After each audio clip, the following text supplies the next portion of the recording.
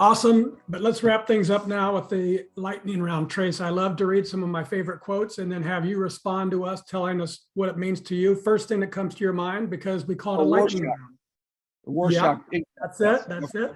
So this one's from Albert Einstein. There are two ways to live your life.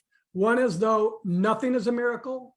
The other is as though everything is a miracle. Fine and dandy. I think when we finally get to heaven, we're going to realize in God's economy, there are no miracles. Maybe you can explain everything by science. We just haven't discovered it yet, right? It's like, Jesus, how'd you raise that guy from the dead? Oh, I could have done that. Yeah, you probably could have, but you didn't. Okay. So it's just trust in the Lord. Yeah. From Oswald Chambers, you cannot attain to a vision. You must live in the inspiration of the vision until the vision accomplishes itself. Well, that's the story of Shepherd's Hill, Matt, as you know. And there's a difference between dreams and visions. And visions or dreams are something, nothing wrong with dreams. And I think we need to dream. But dreams are carnally birthed. They're birthed in our carnality. It's things that we want. Visions are things that God wants for us. Visions come from God, and we submit to that. And dreams can turn into visions. All right. And God can get his vision across through a dream. But we need to know that you have to live in that inspiration of the vision until the vision accomplishes something that from start to finish. That was a work from the Lord. Yeah, love it. From A.W. Tozer, it's doubtful whether God can bless a man greatly until he has hurt him deeply. Lived it, been there, done that. There's no doubt about that.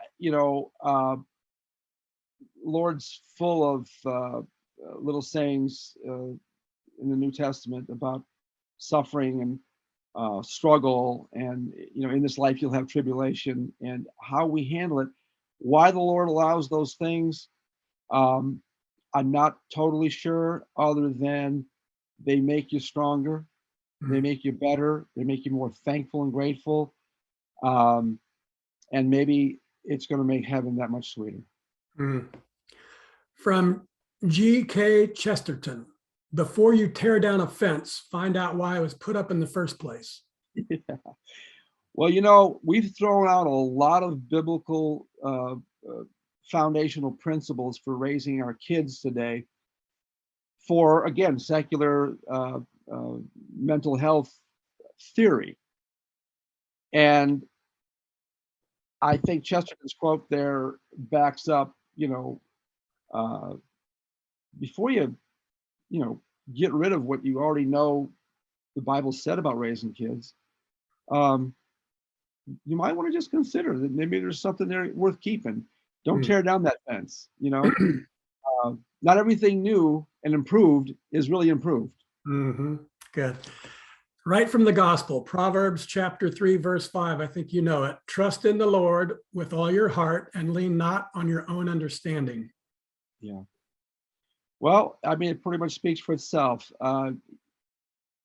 We are to plan. We are to set goals and to have expectations, but not everything that God's called us to do we're going to necessarily understand. A good son obeys first, gets the explanation later, and sometimes it takes years and years and years for that good son to really understand all the whys behind why his dad told him, to look both ways before you cross the road, or whatever the case may be.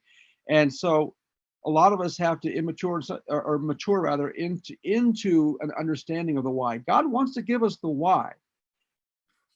Sometimes that why happens on the other side, right? Sometimes it's beyond our ability to really comprehend or articulate. He wants, but no, there is a why behind it. And even though maybe we're not capable of understanding it this side of the grave. That's the thing I'm learning. We're just not capable of understanding. It's too big for us to understand. And I heard it put this way, trying to understand the mind of God is like putting all the ocean in a coffee cup. Correct, right. Okay, this is the show anchor from Goethe. Whatever you can do or dream you can do, begin it.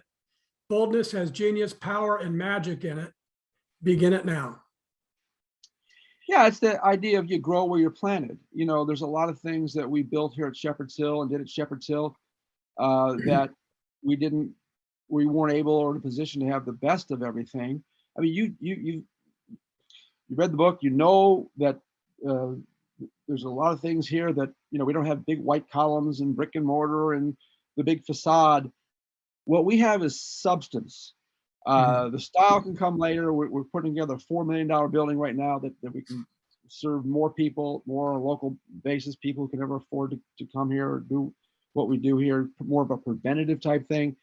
And so we never really heard from the Lord that we were to take on an undertaking like that until recently. But we did grow where we were planted. We put something up, whether it's a school building or a library or whatever, with what we had to work with. And some of those buildings don't know that they're just cheap buildings, you know. But what goes on in those buildings is not cheap at all. It builds a character and ultimately a relationship with God in those structures. So grow where you're planted. That's the bottom line.